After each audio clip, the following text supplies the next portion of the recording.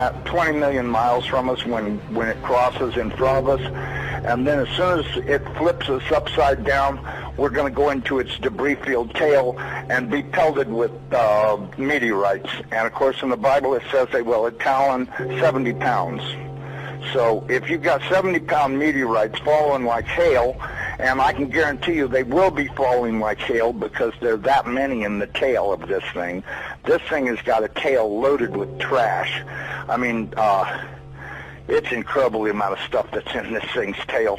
And we're going to go right through that tail, and if it doesn't beat everything on the surface of the ground into a flat putty, I don't know what it'll take. I tell everybody, you better be at least 20, 30, 40, 50 feet on the ground and have either concrete or stone above you, because it'll break through the roof or whatever you've got if you don't. These CIA guys told me that this pole shift will probably happen from start to finish in around 28 minutes. That doesn't give you a lot of warning. When you see that thing out there in the sky, you're going to have to run as fast as you can to your underground facility, because this is going to happen so fast. Now, see, here's another thing nobody's talking about. You've got this giant iron planet that they say is 47,000 miles across, getting ready to come up past us. And when it starts to approach us, it's going to start and have real serious effects. So is it a planet or a failed star? It's not a failed star. You know, I saw this thing up close. It did not look like a failed star. It looked just like our sun. Right. Okay? Would you call our sun a failed star? No. Okay, well, you had said planet. I wasn't sure if it was like a failed star brown dwarf or a full sun. So it's a full sun? It looks to me like a miniature sun, just like the one we have.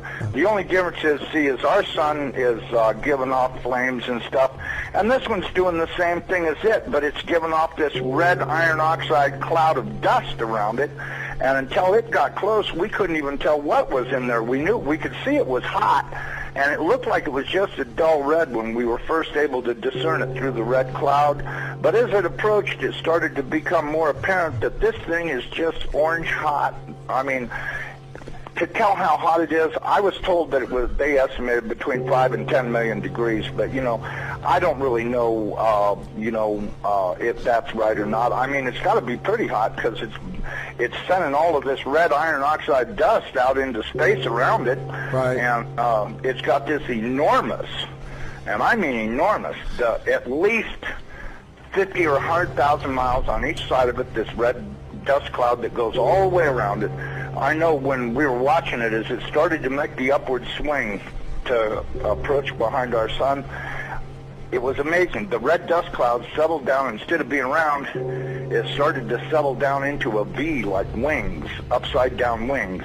Right. And I thought, boy, I wonder if that's where the ancient Sumerians got the idea this thing had wings, because, you know, centrifugal force is a funny thing. When it comes back up around the planet, when we see it in the sky, my guess is it's going to look like it's got wings, because centrifugal force is going to be pulling the red iron oxide dust and particles out to one side, and then as it starts to climb out and go away from us, listen, I was told that this thing's magnetic field is going to be so strong, anybody that does not have a padded lead helmet to wear will have their brain gutted for everything they ever knew, and they'll be a complete raving moron after this thing passes.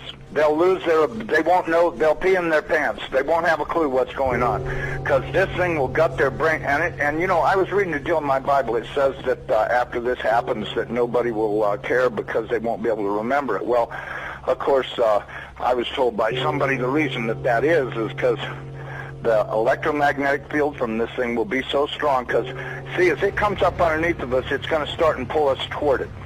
And then, just like a pair of big magnets, all of a sudden it's going to lock onto us. And when it does, it's going to be like the Jolly Green Giant hit the earth in the ass. It's going to send a jolt 500 to 1,000 foot high. This is what I'm told. 500 to 1,000 foot high shock waves all the way around planet Earth.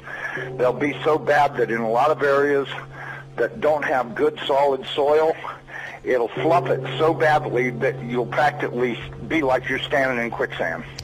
And that this thing's magnetic field will literally gut your brain of everything. And so you may want to give some thoughts to getting you some sheet lead, build you a little lead helmet to wear, like a little motorcycle helmet to protect your... It was a scientific storm in America all through the late 50s about this thing out there in space, because the astronomers were all watching it, and that was back when they weren't afraid to talk about it. It was in the science magazines. I mean, I had a subscription to, like, Popular Science, and hell, it was on the front cover of the magazine one day in, like, 1961. And I was really excited when I saw it, because here's this giant red planet on the horizon of the California coast, and a humongous tidal wave coming in towards the coast. And having grew up in the mountains of the Sierras, and this thing in the magazine, it said this tidal wave coming in was going to be at least 3 miles high. And I went in and showed it to everybody in the house, and they laughed, and they said, look, it says right here, there's nothing to worry about. It won't be here for another 50 years.